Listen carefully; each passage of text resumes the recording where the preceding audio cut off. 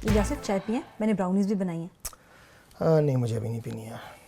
क्या बात है, आप कुछ नाराज़ लग रहे हैं, कुछ परेशान भी लग रहे हैं। काश मैं ये एक स्पीच लिख रहा हूँ और ये मैं उन लोगों के लिए लिख रहा हूँ जो चर्च के लीडर्स थे। मैंने अगले हफ्ते एक कॉन्फ्रेंस में जाना है और उस कॉन्फ्रेंस में ये स्पीच को दूंगा मैं, और मैं बताऊंगा कि उन चर्च के लीडर्स ने मेरे साथ क्या किया था, कितना गलत किया था, और मैं उनको सारे चर्च के दूसरे लोगों के सामने लेके आऊँगा। इलियासिफ, आप ये क्या कर रहे हैं? आप ऐसा नहीं कर सकते। काश मुझे उन चर्च के लीडर से काफ़ी चोट पहुँची और मुझे लगता है कि जो मैं कर रहा हूँ बिल्कुल ठीक कर रहा हूँ। इलियासिफ, मेरा नहीं ख्याल है कि ये सही है, ये बिल्कुल गलत है। आपको याद है कि पिछले हफ्ते चर्च में क्या हुआ था, किस तरह से उन्होंने बदतमीज़ी की थी और किस तरह से चीज़ें ख़राब हुई थी, लेकिन आप अब भी कह रही हैं कि मैं गलत हूँ और वो सही हैं। इलियासिफ, मैं सिर्फ ये जानती हूँ कि आपने चर्च जाना छोड़ दिया है इन सारी बातों की वजह से, आपने चर्च की खिदमत में हिस्सा लेना बंद कर दिया है, ये तो कोई बात नहीं। मेरे पास कोई चारा नहीं है, आप मुझे बताएं मैं क्या करूँ। अच्छा, आप मेरी बात सुनें। आप मुझे एक बात बताएं कि जब हमारे बच्चों के बीच में कभी इख्तिलाफ होता है और हम उनसे पूछते हैं कि उन्होंने क्या गलत किया, तो आमतौर पर उनका क्या जवाब होता है? आमतौर पर वो अपनी गलती नहीं बताते, बल्कि वो बताते हैं कि दूसरे ने क्या किया, और अपने आप को बिल्कुल ऐसे दिखाते हैं जैसे उन्होंने कुछ गलत किया ही ना हो। बिल्कुल, मैंने भी यही नोट किया है। आपका क्या ख्याल है कि वो ऐसा क्यों करते हैं? वो दूसरे की गलती बताकर अपने आप को बेगुनाह साबित करने की कोशिश कर रहे थे।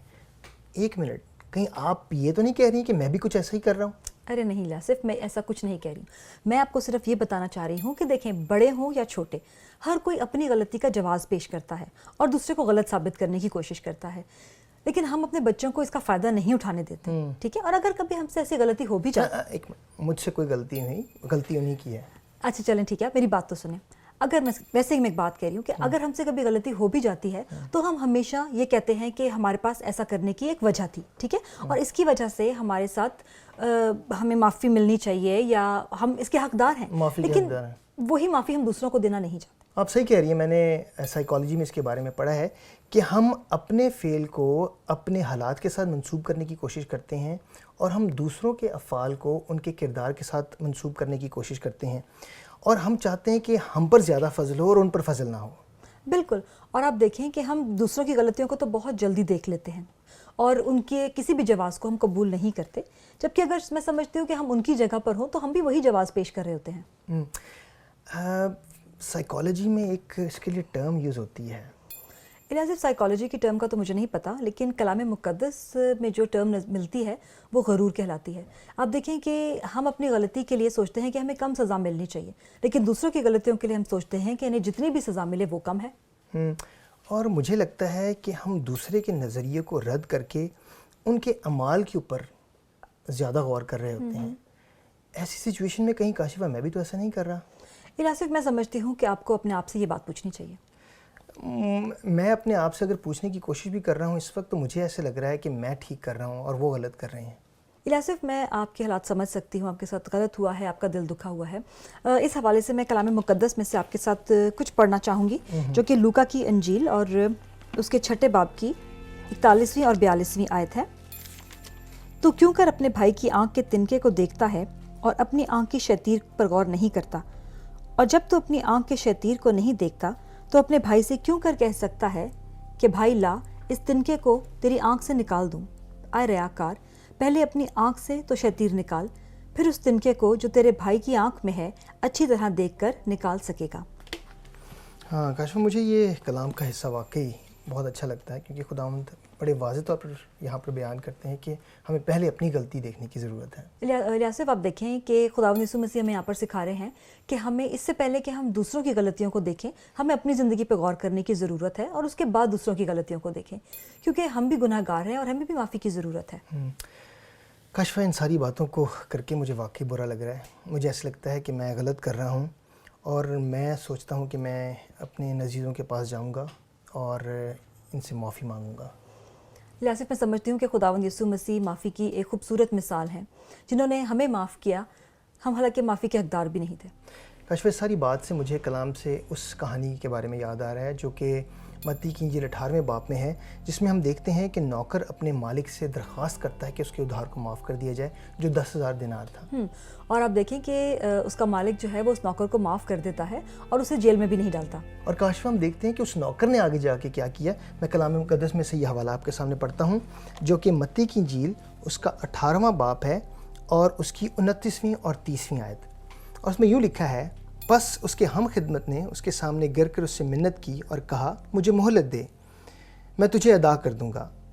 اس نے نہ مانا بلکہ جا کر اسے قید خانہ میں ڈال دیا کہ جب تک قرض ادا نہ کرے قید میں رہے۔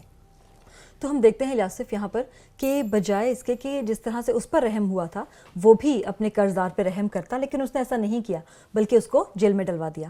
آپ دیکھیں کہ اس شخص کے 10,000 دینار معاف ہوئے تھے اور وہ 100 دینار معاف نہیں کر رہا تھا۔ بالکل، اور ایسا نہیں ہونا چاہیے، کیونکہ جس طرح ہم پر فضل ہوا ہے ہمیں بھی دوسروں پر فضل کرنے کی ضرورت ہے۔ ہمارا غصہ اور غرور کئی دفعہ ہمارے سامنے ایک بادل سے کھڑا کر دیتا ہے اور ہم صحیح اور غلط کی پہچان نہیں کر پاتے۔ ہمارا غرور کہتا ہے کہ میرا گناہ اتنا بڑا نہیں اور میں معافی کا حقدار ہوں۔ بالکل، اور ہمارا غصہ کہتا ہے کہ میں اس وقت تک اس کو معاف نہیں کروں گا جب تک کہ اس کا بھی کوئی بھاری نقصان نہ ہو جائے، تبھی میرے دل کو سکون ملے گا۔ اور میں سمجھتی ہوں الیاسف کہ یہ گناہ ہے۔ کاشفہ، یہ ساری بات کر کے مجھے احساس ہو رہا ہے کہ میں چرچ کے لیڈرز کے پاس جاؤں اور انہیں کہوں کہ میں نے انہیں معاف کیا ہے، بلکہ میں ان سے اپنی غلطی کے لیے بھی معافی مانگوں اور میں تسلیم کروں کہ جہاں میں نے غلطی کی ہے اور میں اسے درست کروں۔ الیاسف، مجھے آپ پہ فخر ہے کیونکہ میں سمجھتی ہوں کہ خداوند کے کلام نے آپ کے دل کو تبدیل کیا ہے۔ خداوند یسوع مسیح نے فرمایا کہ اگر ہمیں 70 بار بھی معاف کرنا پڑے تو ہم معاف کریں، اور ایک ہفتے میں کتنے دن ہوتے ہیں؟ 7 دن۔ تو اگر ہم 7 کو 70 سے ضرب دیں تو یہ تقریباً بنتے ہیں 490 دن، 490 بار۔ تو ہمیں 490 بار معاف کرنے کی ضرورت ہے۔ الیاسف، یہ کوئی حساب کا سوال نہیں ہے، بلکہ خداوند یسوع مسیح کا یہاں کہنے کا مطلب یہ تھا کہ کوئی جتنی بار بھی ہمارا گناہ کرے ہمیں اسے معاف کرنے کی ضرورت ہے، یعنی کہ بار بار اور لگاتار۔ تو اس لیے کیوں نہیں آپ ساری باتوں کا خلاصہ کرتے؟ بالکل، ہم اپنے گناہ آلودہ رویے اور غلطی کی دفاع کرنے اور ان کا جواز دینے میں جلدی کرتے ہیں، لیکن دوسروں کے ایسے رویے فعل کے نظریے کو قبول کرنے میں سستی کرتے ہیں۔ ہمارے معاف کرنے میں ہمارا غرور اور غصہ اکثر اوقات بنیادی مسائل ہیں۔ جب ہم اپنی زندگی میں خدا کے بے بہا فضل کو یاد رکھتے ہیں تبھی ہم دوسروں کو حلیمی سے معاف کرنے کے قابل ہوں گے۔ تو الیاسف، کیوں نہیں تھوڑی دیر کے لیے باہر چلتے ہیں؟